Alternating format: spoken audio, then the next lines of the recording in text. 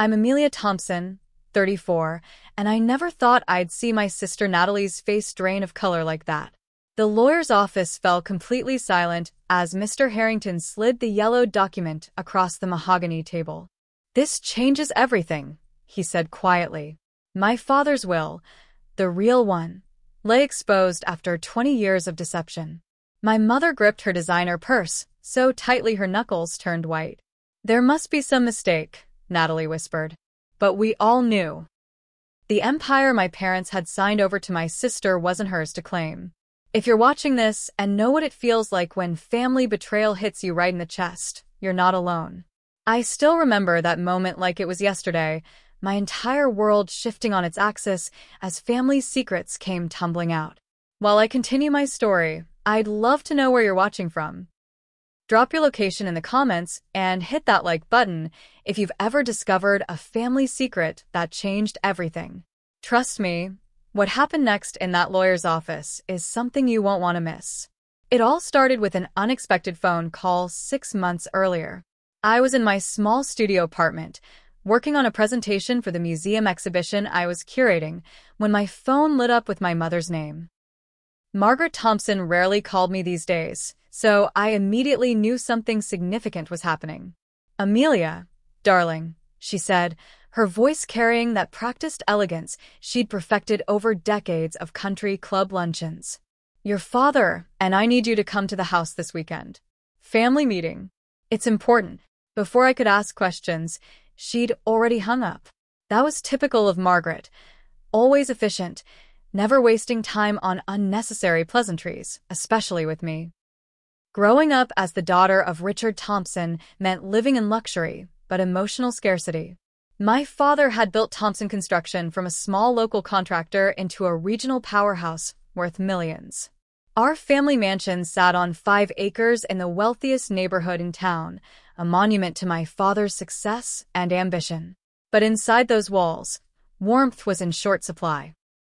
From the beginning, it was clear that Natalie, my sister 4 years my senior, was the apple of our father's eye.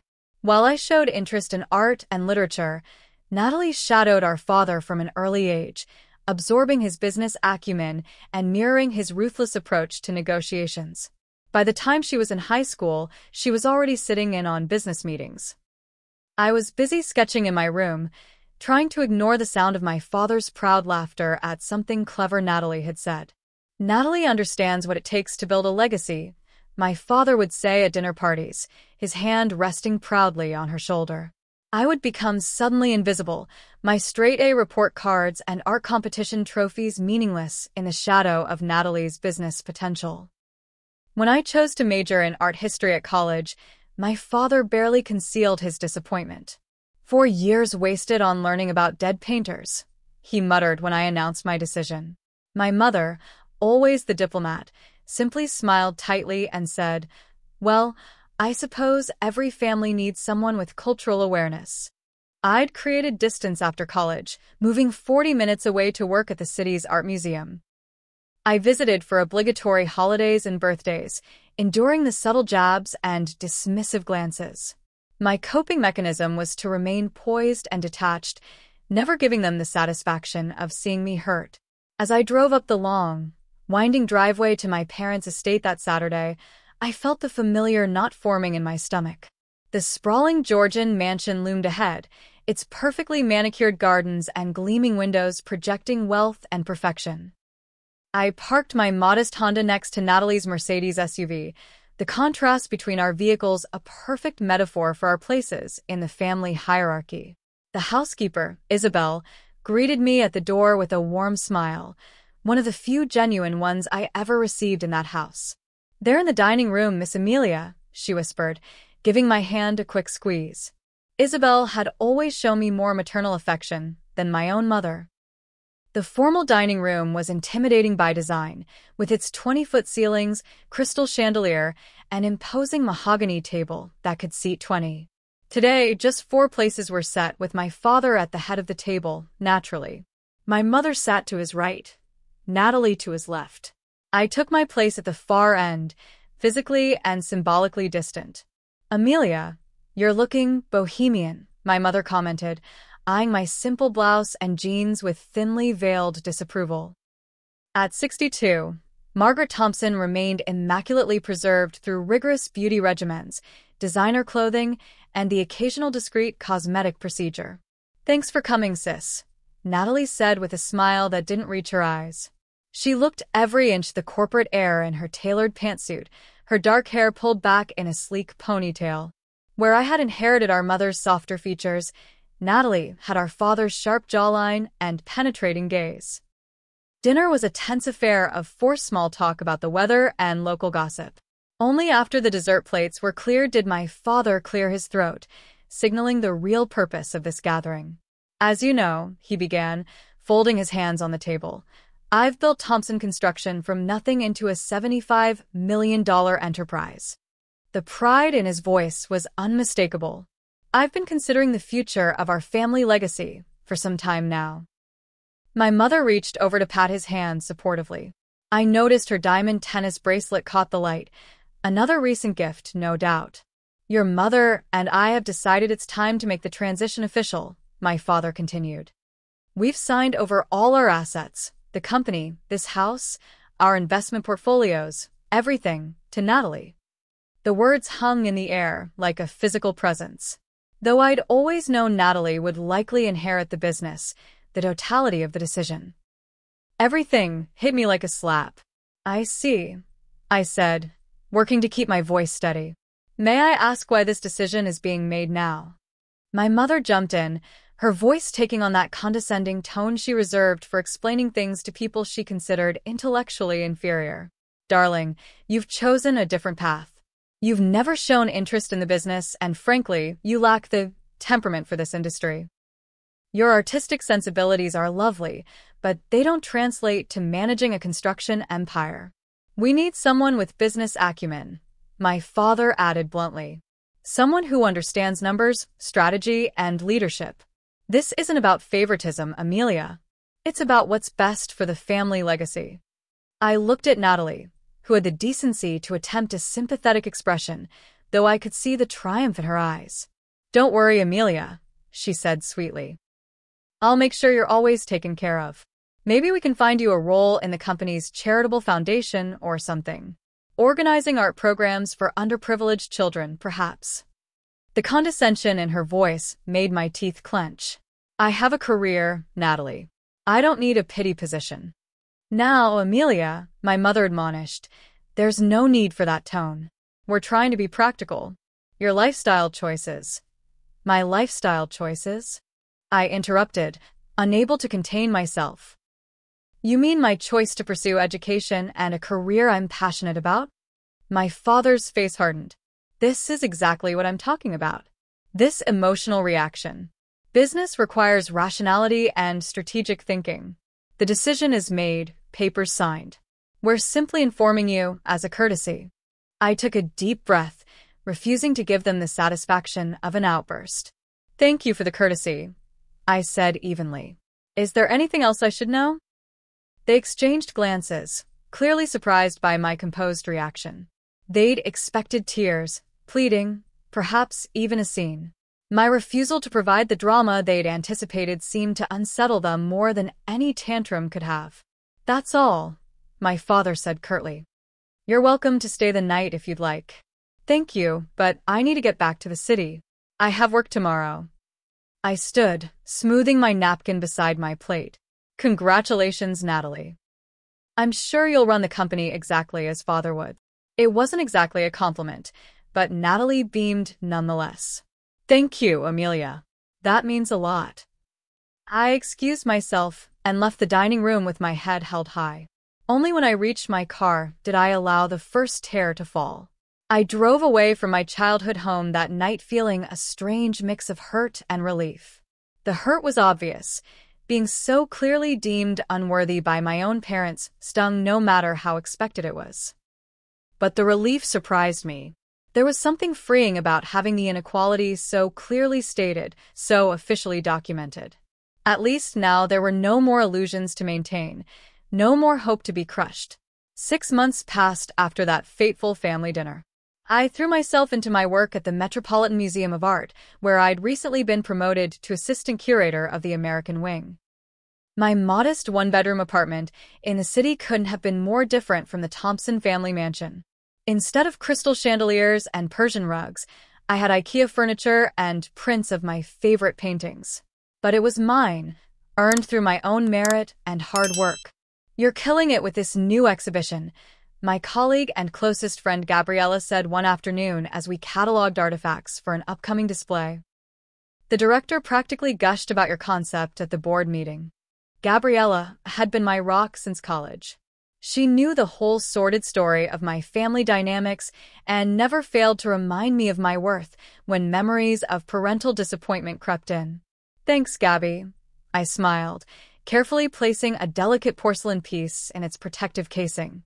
"It's nice to be appreciated for my actual skills for once." Speaking of appreciation, she waggled her eyebrows suggestively. "How are things with Marcus? He called the office looking for you yesterday." Marcus was a corporate attorney I'd been dating for about 3 months. We'd met at a museum fundraiser, and I'd been drawn to his intelligence and the fact that he seemed genuinely interested in my passion for art history. But lately, things had been complicated. "I don't know," I sighed. "He's great, but he's getting too close and you're pulling away," Gabriella finished for me. Classic Amelia Thompson defense mechanism. "He says I have trust issues," I admitted. "Gee, I wonder why," Gabriella replied sarcastically. "Could it be because your family treated you like an afterthought your entire life?" The truth was Marcus had started noticing my tendency to keep people at arm's length. Just last week, he'd commented that I seemed to be waiting for him to disappoint me, as if disappointment was inevitable. He wasn't wrong. Growing up, disappointment had been my constant companion. I remembered Natalie's extravagant Sweet 16 party, where my parents rented out an entire country club and hired a popular local band. When my 16th birthday came around 4 years later, I received a card with a check and an excuse about my father being away on business. Then there was Natalie's wedding 3 years ago, a 3-day affair covered by local society pages. I wasn't included in most of the family photos. My mother claimed it was because my dress color didn't coordinate with the scheme. I stood on the periphery, while Natalie was literally and figuratively centered in our family narrative. Even my college graduation, where I received magna cum laude honors, was overshadowed by Natalie closing a major deal for the company. My parents attended my ceremony, but spent most of the time on their phones, my father periodically stepping out to take important calls about Natalie's negotiation. My phone buzzed, interrupting my reminiscing. Natalie's name flashed on the screen. I considered ignoring it, but knew she'd just keep calling. "Hello, Natalie," I answered, keeping my voice neutral. "Amelia." "Just checking in on my baby sister," she chirped, her voice dripping with the false sweetness she'd perfected over the years. "You'll never believe the deal we just closed. $30 million for the Henderson project. Daddy's over the moon. We're celebrating by taking the company jet to Aspen this weekend." This was typical Natalie, calling under the pretense of sisterly connection but really just to flaunt her success and position. She never asked about my work or life. "That's nice," I replied flatly. "I'm actually in the middle of something important at work, so—" "Oh, right, your little museum job," she interrupted with a laugh. "Well, don't work too hard arranging those dusty paintings." "Oh, and Mom wanted me to remind you about her birthday dinner next month. Try to dress appropriately this time, okay?" After hanging up, I sat in silent frustration. Even now, with everything officially signed over to her, Natalie couldn't resist twisting the knife. I checked my bank account. Another month of careful budgeting ahead. My salary was respectable for my field, but in an expensive city with student loans still to pay off, there wasn't much left for luxuries. My phone pinged with a news alert, another habit I couldn't break, following news about Thompson Construction. The headline read, "Thompson Construction expands west. CEO Richard Thompson and heir apparent Natalie Thompson acquire major California contractor." The accompanying photo showed my father and sister cutting a ribbon at some ceremony, both beaming with identical expressions of triumph. My mother stood slightly behind them, the perfect corporate wife in her St. John's suit and pearls. I tossed my phone aside and tried to focus on the exhibition layout I'd been working on. This was my world now. Art, history, preservation. I'd built a life that had meaning to me, even if my family couldn't see its value. The following month, I dutifully attended my mother's birthday dinner at an exclusive restaurant downtown. I'd spent more than I should have on a tasteful silver bracelet for her, carefully gift-wrapped with a handwritten card. "How thoughtful," my mother said dismissively, barely glancing at the bracelet before setting it aside.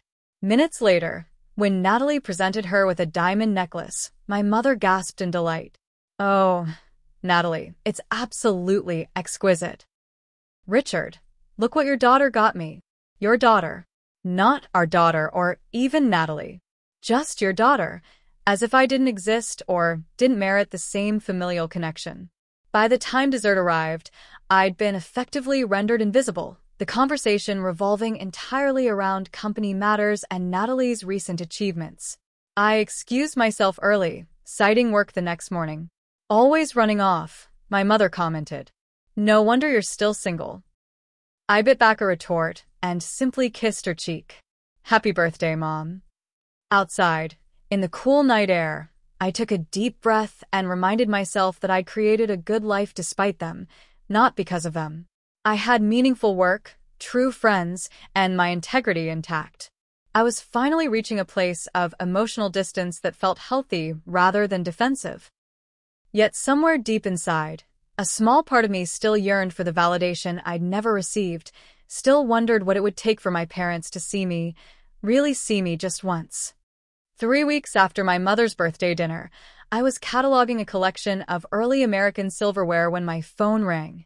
The number wasn't saved in my contacts, but I recognized the area code from my hometown. "Hello, Amelia Thompson speaking," I answered professionally. "Miss Thompson, this is Edgar Harrington from Harrington, Winters and Associates," came a formal voice I vaguely recognized. "I'm your family's attorney." My heart skipped a beat. Had something happened to my parents? Despite everything, the thought sent a jolt of concern through me. "Is everything all right, Mr. Harrington?" I asked, stepping away from my desk. "Yes, well, physically everyone is fine," he replied cryptically. "However, a matter has arisen that requires your presence. I need you to come to my office at your earliest convenience. Tomorrow, if possible." "What's this regarding?" I pressed, suspicion replacing concern. There was a pause on the line. "I'm afraid I can't discuss the details over the phone, Miss Thompson. But I assure you, it's of significant importance to you personally." After ending the call, I sat staring at my phone, puzzled and slightly unnerved. Harrington had been my family's lawyer for decades. The last time I'd seen him was when I signed some tax documents after college graduation, and before that, rarely except at occasional family functions. "Everything okay?"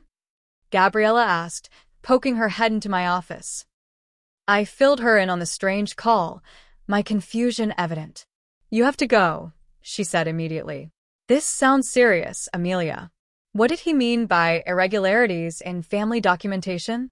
"I have no idea," I admitted. "But I've got the Wilson exhibition opening next week. I can't just drop everything for another family drama." Gabriella gave me a knowing look. "Can't? Or won't, because you're afraid of getting hurt again." I sighed, knowing she was right. Fine. "I'll take tomorrow off and catch the morning train." "Good," she nodded approvingly. "And call me the second you find out what this is about." I'm intrigued. The next morning, I boarded the 7:15 train to my hometown. As the landscape shifted from urban sprawl to rolling suburbs, I found myself traveling back in time as well, memories flooding in with each passing mile. There was the park where my father had taught Natalie to play softball while I watched from the bench. The ice cream shop where we go after school. Natalie always allowed 2 scoops while I was limited to 1 because you need to watch your figure, Amelia. The community theater where I'd starred in the school play, my parents attending only because Natalie had designed the costumes as part of her well-rounded college application. By the time the train pulled into the station, I'd worked myself into a familiar emotional state, a mixture of resentment, resignation, and that stubborn, desperate hope that maybe this time would be different. Harrington's law office occupied the entire top floor of one of the oldest buildings downtown. The elevator opened to reveal a reception area that seemed frozen in time. Dark wood paneling, leather-bound law books lining the walls, and furniture that probably cost more than my annual salary. It screamed old money and tradition, perfectly reflecting the clients it served. Miss Thompson, the elderly receptionist, greeted me with a polite nod. Mr. Harrington is expecting you. Benjamin will show you to the conference room. Benjamin turned out to be an elderly clerk who must have been with the firm for decades. As he led me down the hallway, he gave me a curious, sidelong glance. Been a while since we've seen you here, Miss Thompson, he commented. Yes, well, I don't usually have much need for legal services, I replied politely. He hummed thoughtfully. Interesting times at the firm lately. Been going through old storage, finding all sorts of things. Before I could ask what he meant, he opened a heavy door to reveal a spacious conference room. Mr. Harrington will be with you shortly. Left alone, I wandered around the room, examining the framed photographs of local landmarks and distinguished-looking men who I assumed were partners past and present. On one wall hung a collection of family portraits. Prominent clients, I guessed. My eyes were drawn to a faded photograph of a Thompson family gathering, taken before I was born. My father, looking remarkably young, stood beside my grandfather Abraham, both wearing suits and serious expressions. The door opened, and Edgar Harrington entered. At 70-something, he remained imposing, tall, silver-haired, with penetrating blue eyes behind gold-rimmed glasses. Miss Thompson, thank you for coming on such short notice, he said, shaking my hand firmly. Your call was quite mysterious, Mr. Harrington, I replied. I'm curious to know what couldn't be discussed over the phone. He gestured for me to sit, then took his place at the head of the table, arranging a folder of documents before him. As I mentioned, we've been doing some extensive archival organization, he began. Last week, our clerks discovered a sealed envelope in deep storage that had been overlooked for many years. It contained documents pertaining to your grandfather Abraham Thompson's estate. I frowned, confused. My grandfather died over 20 years ago. Why would that be relevant now? The documents relate to the inheritance of the family construction business, Harrington continued carefully. More specifically, they contain provisions about who is entitled to control the company that apparently were never properly executed. My confusion deepened. But the company belongs to my father. And now to Natalie, I suppose. Harrington removed his glasses, polishing them slowly, a gesture that seemed designed to buy time. That's what we need to discuss. But I believe it would be best to do so with all relevant parties present. I've called a meeting for tomorrow morning. Your parents and sister will be attending. Mr. Harrington, I said, leaning forward, I've taken time off work and traveled here based on your insistence that this matter is important to me personally. I'd appreciate at least some indication of what this is about. He sighed, replacing his glasses. Very well. The documents suggest that the ownership structure of Thompson Construction may not be what everyone has believed for the past 2 decades. There are conditions attached to the inheritance that may have been overlooked or deliberately circumvented. What kinds of conditions? I pressed. Bloodline conditions, Miss Thompson, he said gravely. That's all I can say until tomorrow. The meeting is at 10 o'clock sharp. As I left the office, more confused than when I'd arrived, I noticed the receptionist watching me with an odd expression, almost like recognition mixed with surprise. I nodded politely and hurried to the elevator, my mind racing with possibilities. What could possibly be in my grandfather's will that would matter now, after all these years? And why did Harrington specifically need me present for this meeting? I checked into a downtown hotel, not wanting to stay at my parent house. After a restless night filled with strange dreams about family portraits where my face kept disappearing, I dressed carefully in a professional navy dress and blazer, armoring myself for whatever the day might bring. At precisely 9:55 the next morning, I walked back into Harrington's office, steeling myself for the family confrontation ahead. I hope you're all still with me.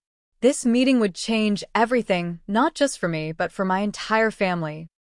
If you've ever had that moment where you knew your life was about to take a dramatic turn, drop a comment below. I'm about to share what happened when I walked into that conference room and saw my family's faces, and trust me, you won't believe what the lawyer revealed next. The tension in the conference room was palpable when I arrived. My father sat at one end of the table, looking unusually pale and drawn. He'd lost weight since I'd last seen him, his once imposing frame now seeming almost fragile in his expensive suit. My mother perched beside him, her posture rigid, fingers nervously adjusting her pearl necklace. Natalie sat across from them, impeccably dressed in a power suit, tapping her manicured nails impatiently on the polished table. Finally, Natalie muttered as I entered, checking her Rolex. Some of us have companies to run. I ignored her jab and took a seat at the opposite end of the table from my father. Good morning, I said neutrally, nodding to my parents.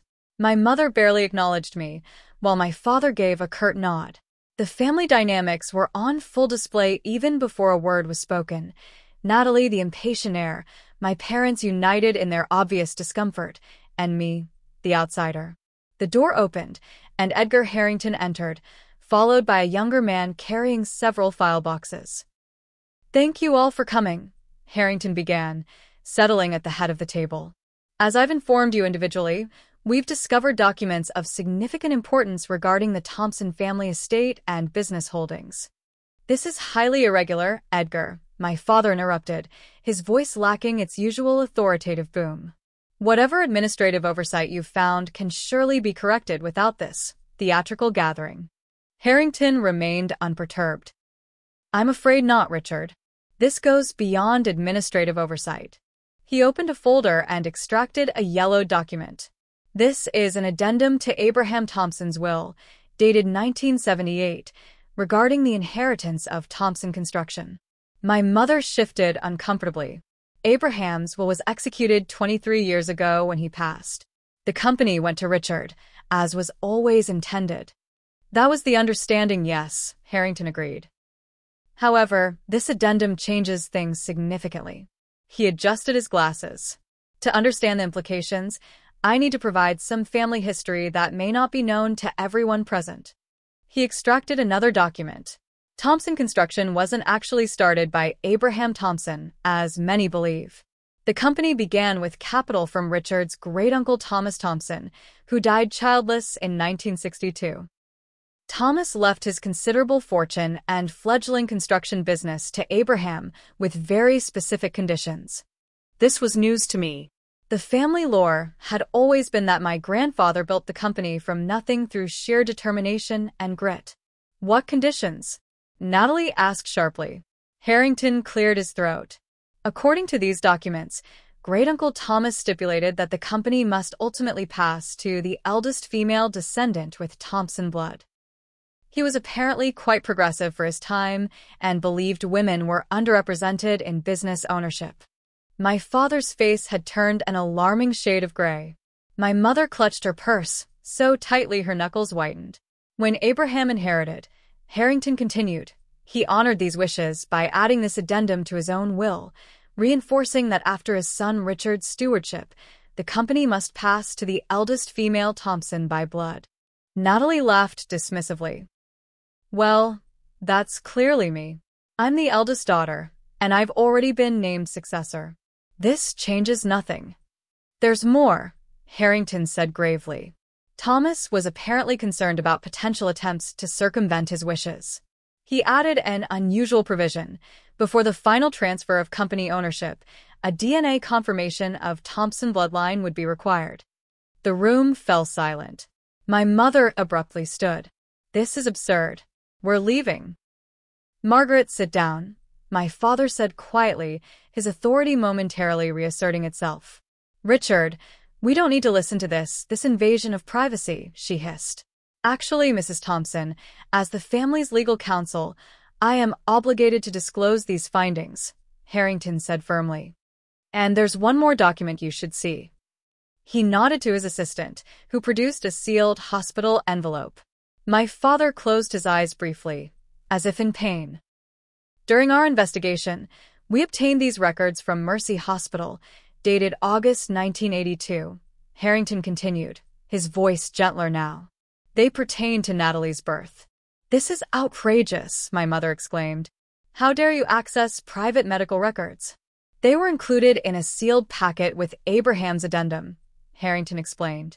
He apparently had concerns and conducted his own investigation before his death. He slid the hospital document across the table. These records indicate that Margaret Thompson was admitted in January 1982 following a miscarriage. 3 months later, in April 1982, adoption papers were filed for a newborn girl named Natalie. The silence that followed was deafening. I felt as if all the oxygen had been sucked from the room. Natalie stared at the document, her face draining of color. That's not possible, she whispered. The DNA provision in Thomas's will wasn't arbitrary, Harrington continued softly. Abraham suspected that his granddaughter Natalie was adopted, not born, to Margaret and Richard Thompson. My head was spinning. Natalie, adopted? The perfect daughter, the chosen heir, the one who supposedly had all our father's best qualities. Not biologically a Thompson at all? This can't be right.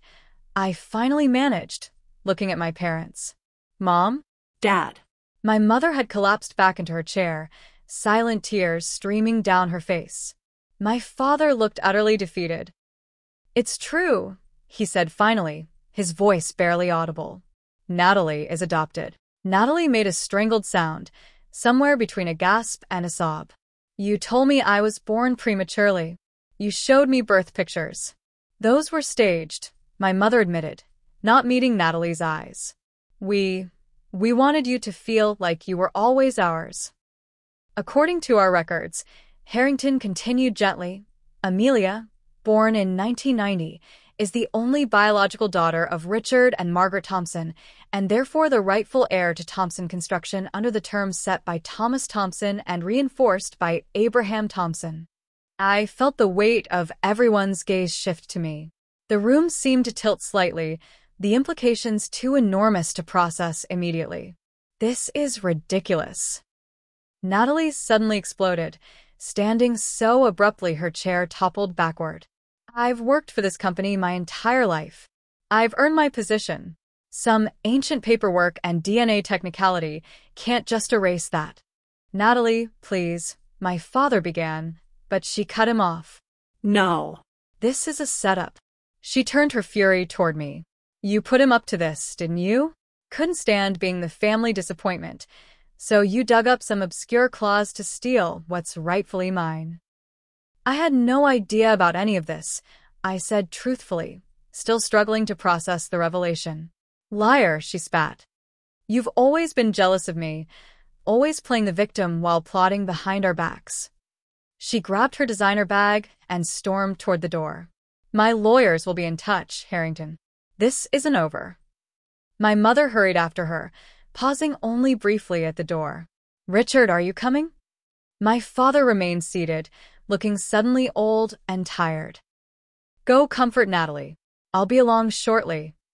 After they left, an uncomfortable silence descended on the conference room. Harrington excused himself tactfully, leaving me alone with my father. Did you know? I finally asked. All this time, did you know about the inheritance conditions? He nodded slowly. Abraham told me before he died. He showed me the documents, warned me that eventually the company would have to go to a female blood descendant.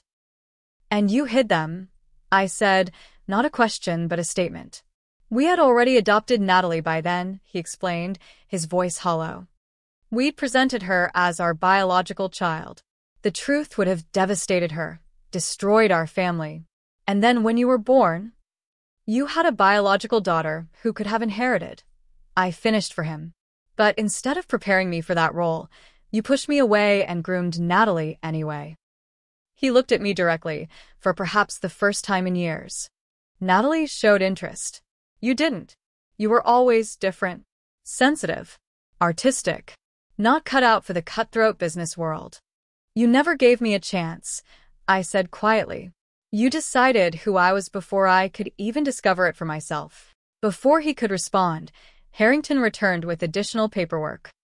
Miss Thompson, as the legal heir under the terms of these documents, you'll need to review these materials regarding the company structure, assets, and transfer procedures. My father stood unsteadily. I should go check on Natalie and your mother. As he reached the door, I called after him. Dad? Why now? Why did these documents suddenly surface after 20 years? He paused, not turning around. I have cancer, Amelia. Terminal. 6 months, maybe less. I wanted to make sure Natalie was secure before. He trailed off, then straightened his shoulders and walked out without another word. I sat there, stunned by the cascade of revelations. In the span of an hour, I discovered my sister was adopted, my father was dying, and I was apparently the rightful heir to a company I knew almost nothing about. Harrington cleared his throat, bringing me back to the present moment. Miss Thompson, I understand this is overwhelming, but there are time-sensitive matters we need to address. Of course, I said automatically, years of emotional compartmentalization kicking in. Where do we start? I spent the next several hours reviewing documents, signing preliminary paperwork, and trying to absorb the fundamentals of a company I had never expected to be involved with. By the time I left Harrington's office late that afternoon, my head was spinning with information about assets, liabilities, organizational structures, and legal obligations. As I stepped into the crisp autumn air, my phone buzzed with a text from Gabriella. Well, what happened? I stared at the screen, not even knowing where to begin. How could I possibly explain that in one day, my entire understanding of my family and my place in it had been completely upended? I need to pause for a moment here because even now, years later, remembering that day still takes my breath away. Have you ever had your entire reality shift in an instant? That moment when everything you thought you knew suddenly looks completely different? If you're finding this story relatable or eye-opening so far, please hit that like button and subscribe to the channel. Your support means the world to me as I share these difficult family moments. I promise the next part of the story, what happened when I confronted my family at home, will show just how quickly a family can unravel when long-buried secrets come to light. I drove to my parents' estate in a daze, my mind still reeling from the revelations at Harrington's office. The family home looked the same as always, imposing, immaculate, cold. But now, like everything else in my life, it felt like I was seeing it through entirely new eyes. As I pulled into the circular driveway, I noticed Natalie's Mercedes parked haphazardly near the entrance, one wheel on the perfectly manicured lawn, a small but telling sign of her emotional state. Natalie, who was typically meticulous about appearances, would never normally park so carelessly. Isabel opened the door before I could ring the bell, her kind face creased with worry. "Miss Amelia," she whispered, "it's been terrible." Shouting, crying.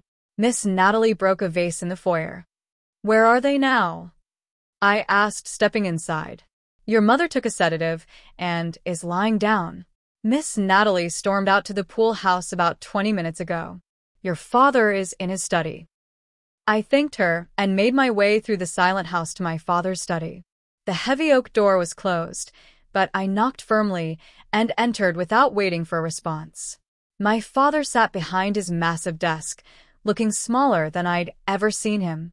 A glass of whiskey sat untouched by his hand. He didn't seem surprised to see me. "I suppose you have questions," he said wearily. "About 30 years' worth," I replied, taking a seat across from him. "Let's start with why you lied about Natalie being your biological daughter." He sighed heavily, running a hand over his face. "Your mother had 3 miscarriages before Natalie. The last one nearly broke her.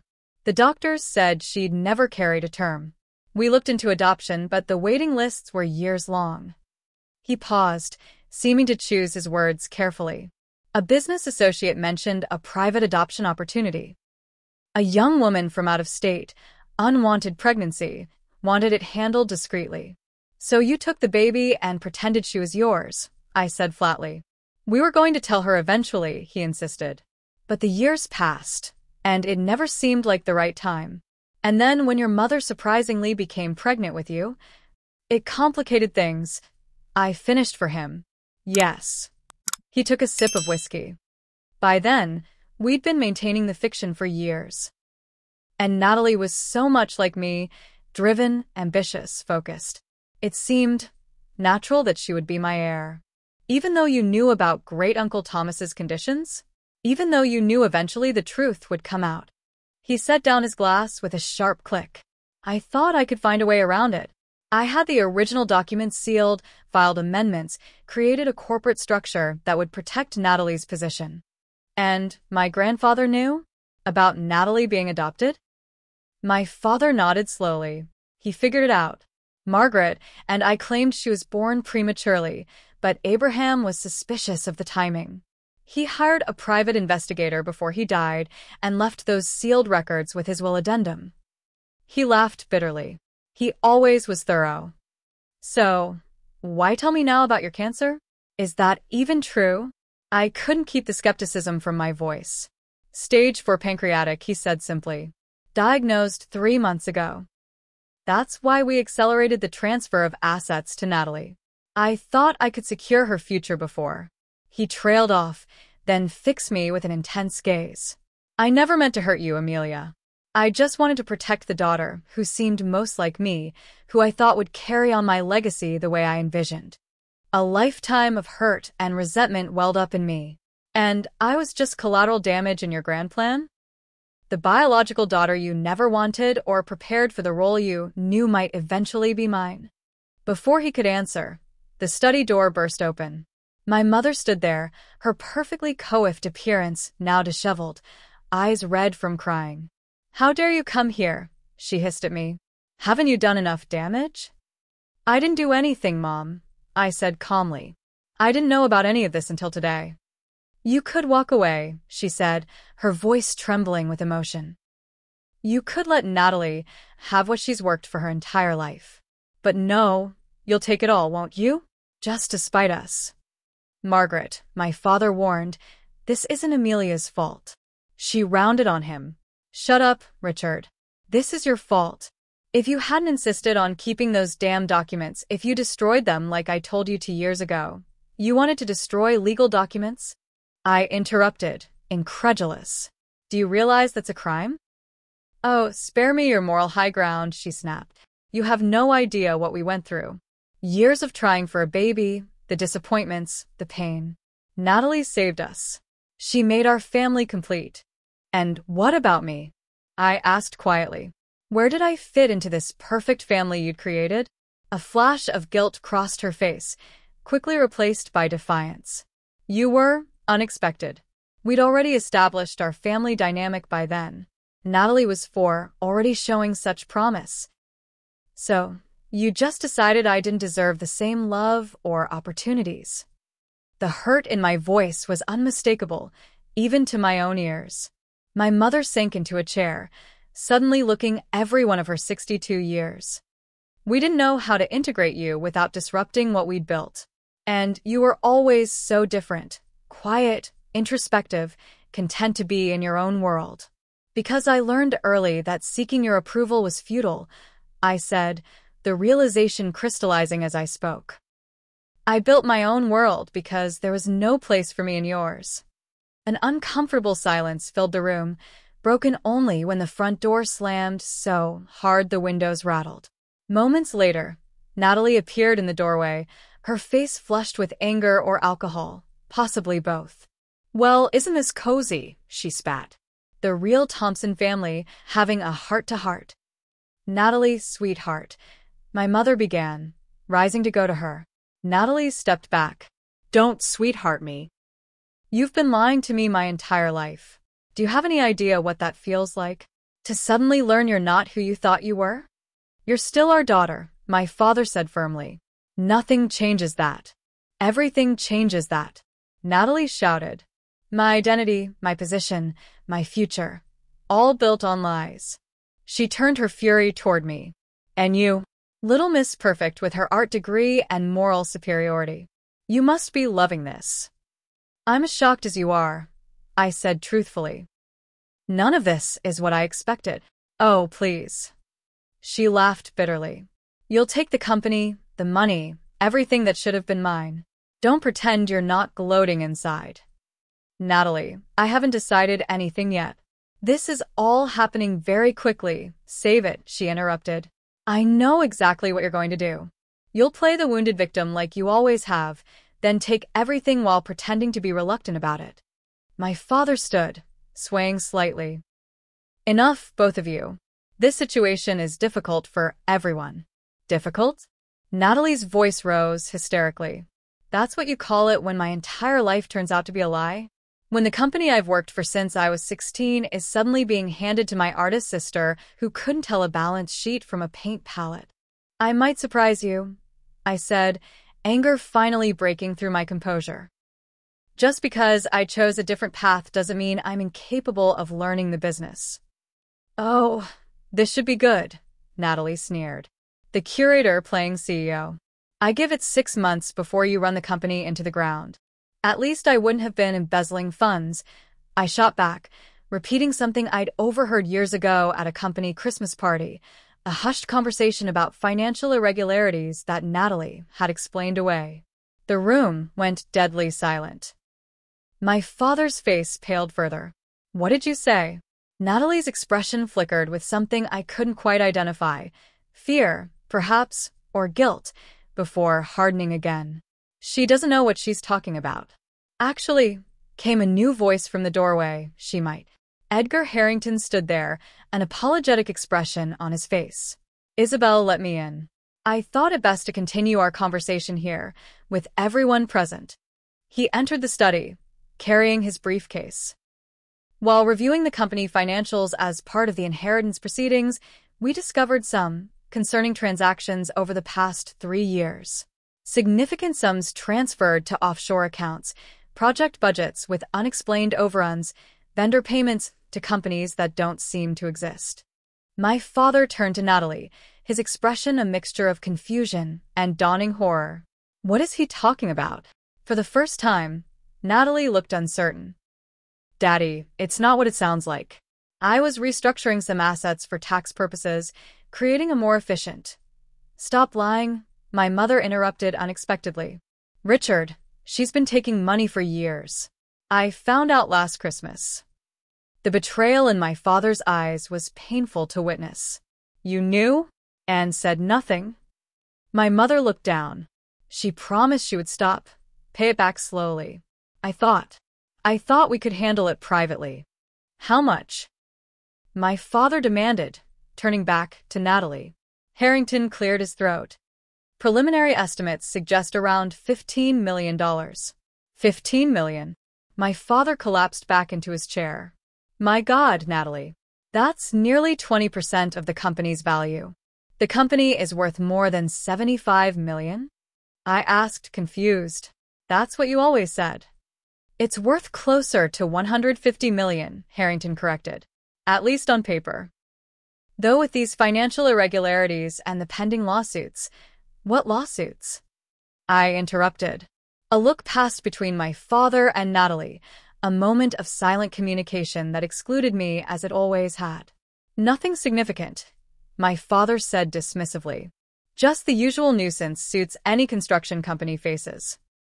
Actually, Harrington continued, seemingly determined to bring everything into the open, there are currently 17 active lawsuits against Thompson Construction.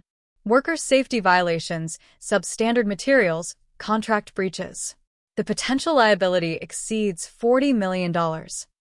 I looked at Natalie in disbelief. What have you been doing with the company? What needed to be done to show growth and profitability? She shot back defensively. Construction margins are thin. Sometimes corners need to be cut to meet projections. People could have been hurt, I said, horrified. No one died, she retorted coldly. And the legal department can drag these suits out for years until the plaintiffs run out of money or will. I stared at my sister. This woman I'd grown up with, competed with, envied in some ways, and realized I didn't know her at all. Or perhaps I was only now seeing her clearly for the first time. So that's the real reason for the rush to transfer everything to Natalie, I said, turning to my father. Not just your diagnosis. You needed to distance yourself from the company before these issues became public. My father didn't deny it. The Thompson name means something in this town. I built that reputation over decades. And I've been protecting it, Natalie insisted. Everything I've done, everything, has been to preserve and grow what you built. By stealing and endangering workers? I asked incredulously. By doing whatever it takes, she shouted. While you were off playing with paintings, I was fighting to keep this family on top. Do you have any idea how hard it is to compete in this industry? The bribes you have to pay, the inspectors you have to fool, the corners you have to cut? My father put his head in his hands. Enough, Natalie. Just enough. The room fell silent again, the full weight of the family's deception. And its consequences settling over us all. My perfect, successful, enviable family was actually built on lies, fraud, and corruption. The company I'd just discovered I was legally entitled to inherit was facing financial ruin and legal jeopardy. What happens now? I finally asked Harrington. That depends largely on you, Miss Thompson, he replied carefully. As the legal heir under the terms of the original documents, you have options. You could take control of the company and attempt to address these issues. You could negotiate a different arrangement with your family, or you could walk away entirely. Natalie stepped forward, her expression suddenly calculating. If you really care about this family, Amelia, you'll sign everything back to me. I'm the only one who knows how to run this business, how to navigate the challenges we're facing. The challenges you created, I pointed out. Details, she said dismissively. The point is, you're not equipped to handle this. You'll destroy everything our father built. Don't pretend you care about Dad's legacy, I replied. Not after what you've done to it already. Girls, please, my mother interjected. We need to present a united front. The family reputation. Is that all you care about? I interrupted, finally losing patience. Appearances? What people will think. There are real issues here, fraud, safety violations, lawsuits. People could have been hurt because of how this company has been run. Don't be so dramatic, my mother sniffed. These things happen in business. I looked at my family, my dying father, slumped in his chair, my mother, still more concerned with social standing than ethics, and Natalie, the sister I'd spent a lifetime trying to measure up to, now revealed as a fraud in more ways than one. I need time to think, I said finally. This is all overwhelming. Don't take too long, Natalie said, her voice hardening again. And understand this, if you try to take what's mine, I will fight you with everything I have. Blood doesn't make you worthy of the Thompson name. The phrase struck me like a physical blow, not because of its cruelty, but because of its familiarity. Suddenly, a memory surfaced. Me at 15, passing by my father's partially open study door, overhearing Natalie's voice saying, "She doesn't even look like a Thompson. Are you sure she's really yours?" And my father's reply, low and warning. Natalie, we've discussed this. Blood doesn't make you worthy of the Thompson name. Loyalty and contribution do. Remember that. I'd been confused by the exchange at the time, assuming it was about some distant relative. Now, the true meaning was painfully clear. Natalie had known, or at least suspected, the truth about her adoption for years. And instead of coming to terms with it, she'd conspired with our parents to maintain the fiction, all while working to secure her position and undermine mine. I turned to leave, suddenly needing air, space, time to process everything. At the door, I paused and looked back at them, these strangers who were my family. "I'll be in touch through Mr. Harrington," I said quietly. "I suggest you all prepare for significant changes." As I walked out of my childhood home, I felt oddly light, as if a weight I'd carried for decades had finally been lifted. The truth, however painful, was bringing a clarity I'd never experienced before. For the first time in my life, I saw my family and myself without illusion or pretense. And in that moment of clarity, I began to understand what I needed to do next. I couldn't face returning to my hotel room immediately after leaving my parents' house. Instead, I drove aimlessly through my hometown, past landmarks of my childhood, the elementary school where Natalie had been student council president and I'd been just Natalie's little sister, The community center where she'd won dance competitions while I sat in the audience with my sketchbook. The country club where my father had proudly introduced her to business associates while I trailed behind, invisible. Eventually, I found myself parking outside the storage facility where my father kept family heirlooms and documents that wouldn't fit in the mansion's already crowded attic. On impulse, I used the key code I'd been given years ago, 0429, Natalie's birthday, of course, and made my way to the Thompson unit. The space was meticulously organized, with labeled boxes stacked neatly on industrial shelving. I moved past containers marked Richard, college memorabilia, and Natalie, pageant trophies, until I found a section labeled simply Abraham.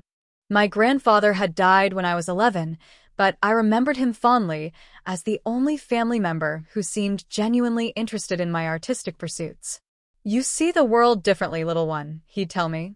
"That's a gift, not a flaw." I opened a dusty box containing his personal effects, cufflinks, watches, pipes, and at the bottom, a leather-bound journal.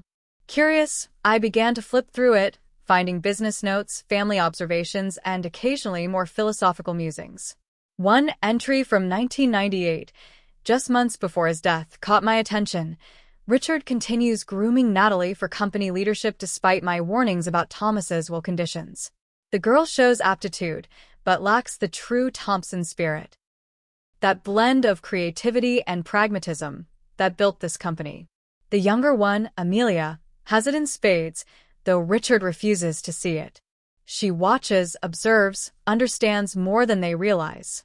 If only Richard would nurture that potential instead of trying to force Natalie into a mold that doesn't fit her natural talents. I fear what may happen when the truth eventually comes to light, as it inevitably must.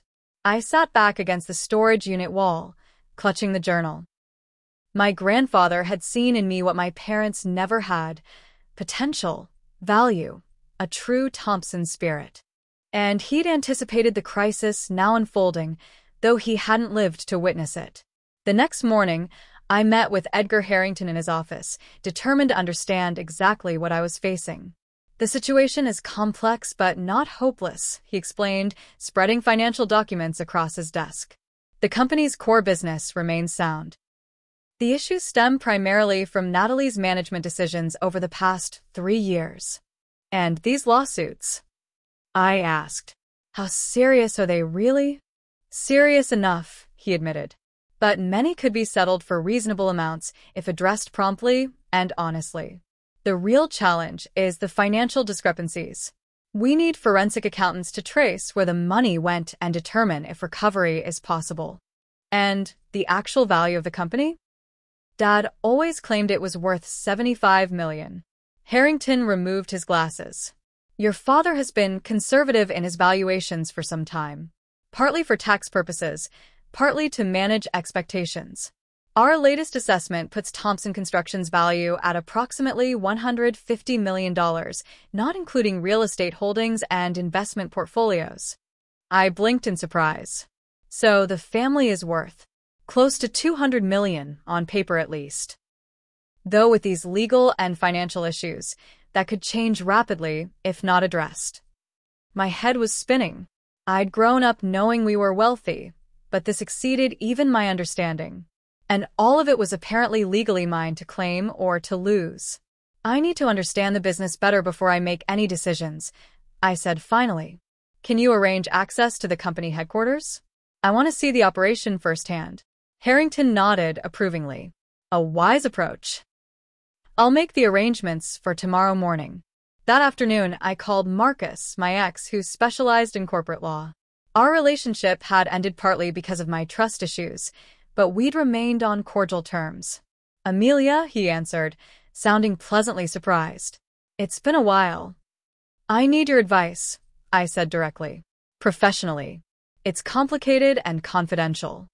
We met at a quiet cafe on the outskirts of town, where I explained the situation in detail. Marcus listened attentively, occasionally asking clarifying questions, but mostly letting me talk through the tangled web of family secrets and business concerns. "So legally, You're the rightful heir to a $200 million fortune that's being mismanaged and possibly defrauded by your adopted sister, who until yesterday you thought was your biological sibling, he summarized when I finished. And your father is dying. Your mother is complicit in decades of deception, and you have no experience in construction or business management. That about covers it, I agreed with a weak smile. Objectively speaking, you have 3 options, he said, slipping into lawyer mode. 1. Walk away completely. Let your family deal with the consequences of their actions. 2. Claim your inheritance, but sell the company immediately. There would still be buyers despite the issues, though at a significantly reduced valuation. Or 3. Take control and try to save the business. Which would you recommend? I asked. That depends, he said carefully. What do you want, Amelia? Not what do you think you should do, or what would hurt or help your family the most. What do you want for yourself? It was a question I hadn't really considered. I'd spent so much of my life reacting to my family's expectations and dismissals that I rarely focused on my own desires. I began slowly. I want to prove them wrong. To show that I am capable, that I could have been valuable to the family business if they'd ever given me a chance. But I also want to do the right thing, for the employees, for the clients who trusted the Thompson name. Marcus nodded thoughtfully. Then I think you already know which path you're leaning toward. But before you commit, you need more information. The next morning, I arrived at Thompson Construction headquarters, a gleaming 12-story building downtown with a family name emblazoned in massive letters across the facade. The receptionist looked startled when I gave my name. Miss Thompson? As in, Richard Thompson's daughter. Yes, I confirmed. Mr. Harrington should have called ahead about my visit. Of course, she said, quickly composing herself. Diana Fisher, the executive assistant, will be your guide today. Diana turned out to be a sharp-eyed woman in her 50s who had worked for my father for over 20 years. She greeted me with cautious professionalism as she led me through the building. I'm surprised we haven't met before, I commented as we toured the executive floor. Not really, she replied candidly. Your father and sister preferred to keep the corporate and family sides of their lives separate. Except for each other, of course. Throughout the morning, Diana introduced me to department heads, project managers, and key personnel. Most seemed confused by my presence but were politely welcoming. I noticed, however, that many exchanged worried glances when they thought I wasn't looking. During lunch in the executive dining room, I finally addressed the elephant in the room. Diana, you've been with my father for decades. You must know what's really going on here. She hesitated, carefully setting down her fork. Miss Thompson, Amelia, please. Amelia. I've built my career on discretion and loyalty. I understand that. But things are changing at Thompson Construction, perhaps dramatically. Wouldn't you rather help shape that change than be blindsided by it? She studied me for a long moment, then seemed to come to a decision. Follow me. Diana led me to a small office on a lower floor, away from the executive suite. She closed the door and pulled a key from around her neck, unlocking a filing cabinet in the corner. I've kept these separate from the official books, she explained, extracting several folders. Call it insurance, or perhaps just professional thoroughness. The folders contained detailed financial records, a shadow accounting system documenting the actual state of the company's finances.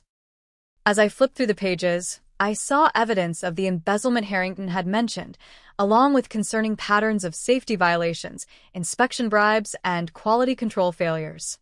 How long has this been going on? I asked, feeling sick. The serious financial irregularities began about 3 years ago, when Natalie took more control, Diana explained. But the corner cutting on projects started earlier, maybe 5 years back, when your father began stepping back due to health issues he kept private. And the offshore accounts? The missing $15 million? Diana's expression hardened slightly. $17.3 million, actually. Most went to accounts in the Caymans. Some funded a real estate development in Belize under a shell company called Thornton Ventures. Natalie's venture, I realized, remembering her mentioning a vacation property investment I'd assumed was legitimate. Diana nodded. there's more. 3 major projects are currently facing serious structural issues that haven't been publicly disclosed. The Henderson office complex, the Riverside development, and the North County Bridge all have potential safety concerns that were documented but ignored. People could die, I whispered, horrified. That's why I'm showing you this, Diana said grimly. I've tried working through proper channels. Your father wouldn't listen. Natalie threatened to fire me if I kept interfering. I was planning to go to the authorities next week if nothing changed. I spent the rest of the day reviewing the documentation Diana had preserved, meeting more employees, and touring a nearby construction site. By the time I returned to my hotel that evening, I had a much clearer picture of what I was facing. And what was at stake? My phone buzzed with a text from my mother. Your father's condition has worsened. Doctors say weeks, not months. Whatever you're planning, consider his peace of mind in his final days. It was a masterful guilt trip, designed to manipulate me into backing down. The old Amelia might have capitulated, desperate for parental approval even at the cost of her own integrity. But I wasn't that person anymore. Instead of responding, I called Gabriella. So you're secretly a construction heiress now? She asked after I'd updated her on the situation. That's a plot twist I didn't see coming. What would you do? Asked her. Honestly, I'd take the company, fix the problems, and prove to everyone, especially yourself, that you were always more capable than they gave you credit for. She paused. But I'd also understand if you walked away from the whole toxic mess. The next day, I received a call from Natalie. We need to talk, she said without preamble. Not at the house. Too many ears. Meet me at Riverside Park in an hour. I found her sitting on a bench overlooking the water, looking uncharacteristically disheveled. Without her usual power suit and perfect makeup, she seemed smaller somehow, more vulnerable. I've been thinking about our situation, she began when I sat down beside her. I have a proposal. I'm listening, I said cautiously. You sign over controlling interest in the company to me. In return, I'll give you $20 million, your fair share of the family fortune, and you can go back to your museum job and never deal with any of this again. And the lawsuits? The safety violations? The missing funds? She waved dismissively. Business problems that I know how to handle. By continuing to cover them up? I challenged. By doing what needs to be done to protect the Thompson legacy. She snapped, her composure cracking. Do you think you can just waltz in with your art degree and fix everything? You have no idea what it takes to run this company. Maybe not, I conceded. But I know enough to recognize that your management has brought it to the brink of disaster. She laughed bitterly. You really believe that, don't you? That I'm the villain in this story? Did it ever occur to you that I might have been trying to save the company from Dad's increasingly poor decisions? That the missing money might have been going to shore up failing projects he insisted on pursuing? That I've been working 80-hour weeks trying to keep everything from collapsing while he focused on his golf game and charity galas? Her version gave me pause. Is that really what happened? Partly, she admitted after a moment. The truth is messy. Dad was making mistakes. I was covering for him, then taking more control, making my own decisions, some good, some bad. Things spiraled. I took money I shouldn't have, yes. But most of it was meant to be temporary investments that would pay off and let me replace the funds before anyone noticed. And the safety issues? The substandard materials? She looked away.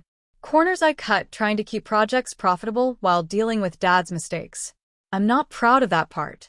We sat in silence for a while, two sisters who had never really known each other, finally having something resembling an honest conversation.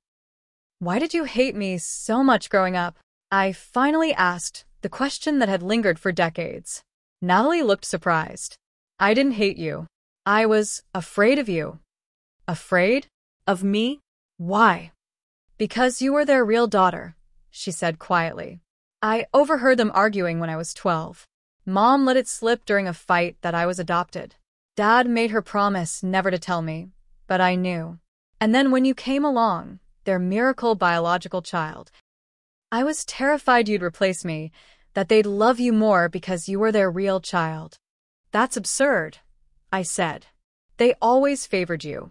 They overcompensated, she corrected.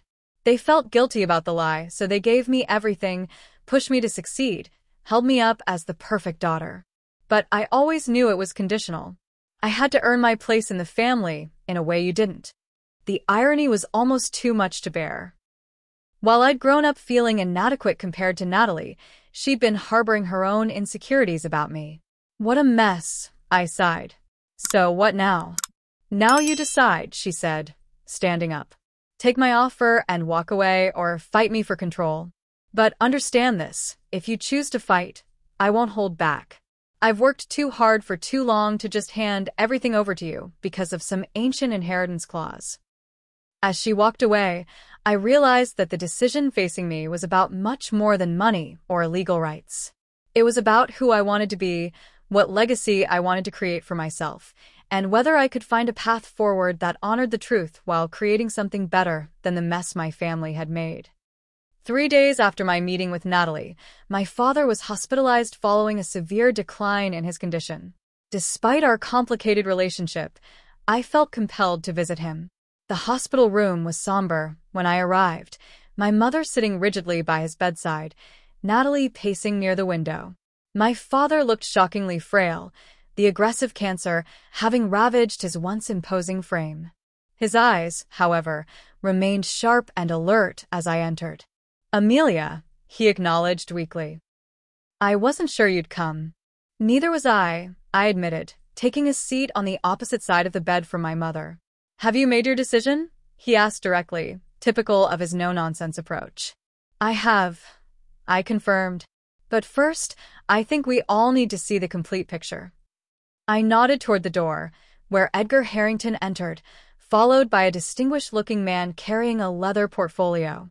What is this? My mother demanded, immediately defensive.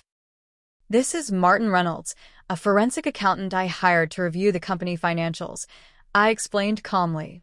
Mr. Harrington has the legal documents ready as well. Natalie stepped forward, her posture tense. If you think you're going to ambush us with accusations while Dad is lying in a hospital bed, this isn't an ambush, I interrupted. It's clarity. Something this family has needed for a very long time. I turned to Reynolds, who opened his portfolio and began methodically outlining his findings. The picture that emerged was even more troubling than I'd initially realized. Beyond Natalie's embezzlement, there were years of financial manipulation, tax evasion strategies that crossed into illegality, and a pattern of covering up serious safety and quality issues. The company is essentially operating on borrowed time, Reynolds concluded. Without immediate intervention, including financial restructuring, settlements with pending litigants, and disclosure to regulatory authorities, Thompson Construction will likely face bankruptcy within 18 months, possibly criminal charges as well. My father closed his eyes briefly, the weight of these revelations clearly paining him. When he opened them again, he looked directly at Natalie. Is this true? For a moment, I thought she might continue denying everything. Instead, something in her seemed to crumble. It started small, she said, her voice barely audible.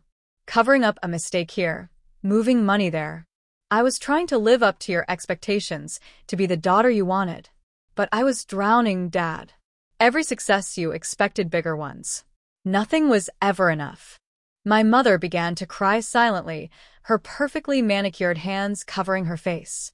My father turned to me, a question in his eyes. I'm taking control of the company, I stated firmly. Effective immediately. Mr. Harrington has the paperwork ready. You'll destroy everything, my mother said through her tears. You know nothing about this business. I know enough to recognize it needs saving, I replied. Not just financially, but ethically. The Thompson name should stand for something better than fraud and corner cutting. And what about Natalie? My father asked, his voice weak but concerned. After everything she's done, you'll cut her out completely? I shook my head. No. That's not who I want to be. I turned to my sister. I'm offering you a position in the restructured company. Director of Client Relations, a role with real responsibility, but with oversight and transparency. A chance to rebuild your reputation and contribute positively. Natalie looked stunned. Why would you do that? After everything?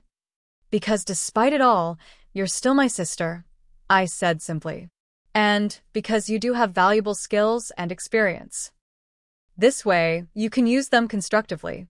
And the other issues, my father asked carefully. We'll self-report the safety violations and begin immediate remediation, I said firmly. We'll reach out to the litigants and work toward fair settlements. We'll restructure the company finances transparently, with restitution where possible. The scandal will destroy us socially, my mother protested, clutching her designer purse like a shield. Perhaps it's time we valued integrity over social standing, I replied. The company employs hundreds of people whose livelihoods depend on its survival. They matter more than country club memberships. My father studied me with newfound interest, as if seeing me clearly for the first time. You sound like my father, he said quietly. He always said the true measure of the Thompson name was how we treated our workers, not how many galas we attended. Grandfather saw something in me that you didn't, I told him, thinking of the journal I'd found. He believed I had the true Thompson spirit, a blend of creativity and pragmatism. He told me that once, my father admitted. I dismissed it. You reminded me so much of my mother with your artistic talents. She was difficult, emotional. I didn't want to see those qualities encouraged in you. The revelation struck me deeply.